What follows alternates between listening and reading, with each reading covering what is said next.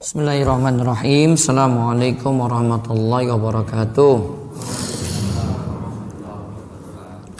Alhamdulillah, salatu wassalamu ala rasulillah wa ala alihi wa man tabi'ahum bi ihsanin ila yaumiddin.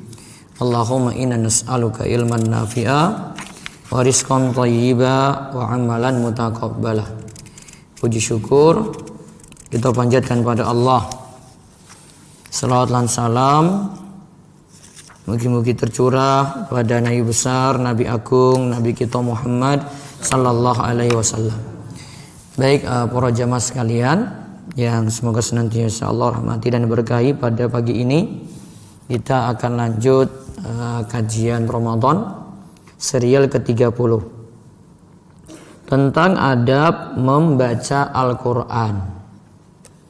Tentang adab Al-Quran itu memiliki adab-adab ketika dibaca, sehingga kita benar-benar memperhatikan kalau yang dibaca itu adalah kalamullah, firman Allah, bukan bacaan biasa. Maka ada adab-adab yang mesti kita perhatikan. Di kajian Ramadan 26 ini disebutkan halaman 137. Pertama, hendaklah yang baca Al-Quran niatannya ikhlas, mengharap ridha Allah, bukan berniat ingin cari dunia atau cari pujian. Bukan karena lantaran duit, bukan lantaran dipuji orang, namun dia membacanya itu ikhlas karena Allah. Itu pertama. Yang kedua, disunahkan membaca Al-Quran dalam keadaan bau mulut yang bersih. Bau mulut tersebut bisa dibersihkan dengan siwak, odol pasta gigi, atau semisalnya. Maka hindari bau mulut yang tidak enak, termasuk juga yang kurang adab kalau baca Al-Quran sambil menghisap rokok. Ini kurang beradab, karena bau mulut yang ditimbulkan bau mulut yang tidak enak. Terus yang ketiga, disunahkan baca Al-Quran dalam keadaan suci. Namun kalau dalam keadaan berhadas masih dibolehkan untuk membaca, kecuali nanti untuk orang yang junub ya. Kecuali untuk orang yang junub.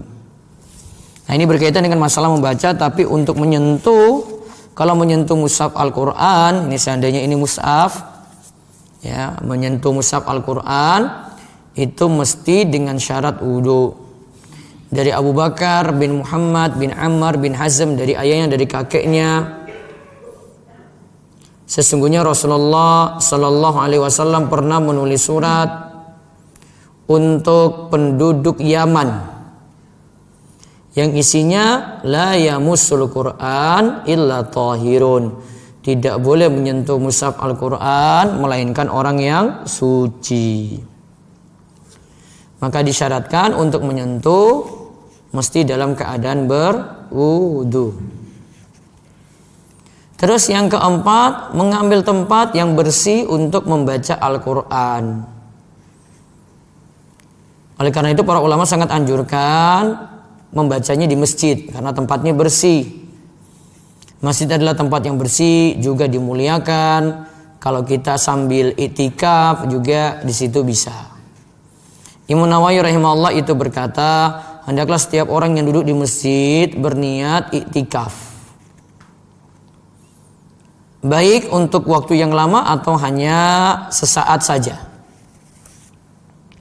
Bahkan sudah sepatutnya sejak masuk masjid sudah berniat untuk iktikaf. Jadi seperti saat ini sebenarnya sudah bisa iktikaf walaupun sebentar.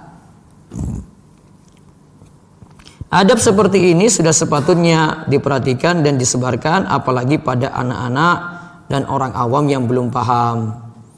Kata Imam Nawawi, karena mengamalkan seperti itu sudah semakin langka. Orang sudah jarang untuk mau iktikaf di masjid. Terus yang kelima adab lagi adalah menghadap kiblat. menghadap kiblat saat membaca Al-Quran. Sunnah hukumnya. Lalu duduk ketika itu dalam keadaan sakinah, tenang, ya, konsentrasi ketika itu. Kemudian yang keenam, memulai membaca Al-Quran dengan membaca ta'awudz, yaitu a'udzubillahi minasyaitonirrajim. Membaca ta'awudz ini dihukumi sunnah, bukan wajib. Dalilnya, fa idza qara'tal Qur'an fasta'iz billahi minasyaitonirrajim. An-Nahl ayat 98. Apabila kamu membaca Al-Quran, hendaklah kamu minta perlindungan kepada Allah dari setan yang terkutuk. Kemudian yang ketujuh, membaca Bismillahirrahmanirrahim di setiap awal surat, selain surat Baro'ah, yaitu selain surat At-Taubah. Adapun kalau kita memulai pertengahan surat, itu cukup dengan membaca ta'awudz, yaitu a'udzubillahi minasyaitonirrajim. Nah, ini 7 adab dulu dari adab-adab membaca Al-Quran. Tadi niatannya ikhlas, bersihkan bau mulut dalam keadaan suci, apalagi menyentuhnya. Tempat yang digunakan untuk baca Al-Quran tempatnya bersih.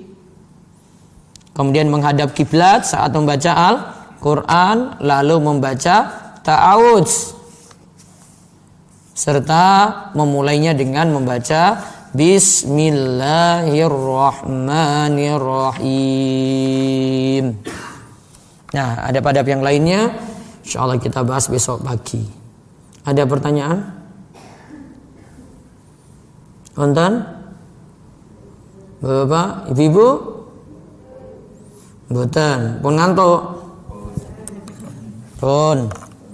Baik, demikian yang kita bahas untuk kesempatan subuh hari ini. Mugi-mugi bawa manfaat. Dan ibadah sholat tarawih sisa malam 28, 29, 30. Fisiknya masih kuat? Masih kuat insyaallah. Tadi sahur mboten? Sahur? Kalau orang sahur ya lemes. Baik, nanti ketemu lagi malam dan besok pagi insyaallah.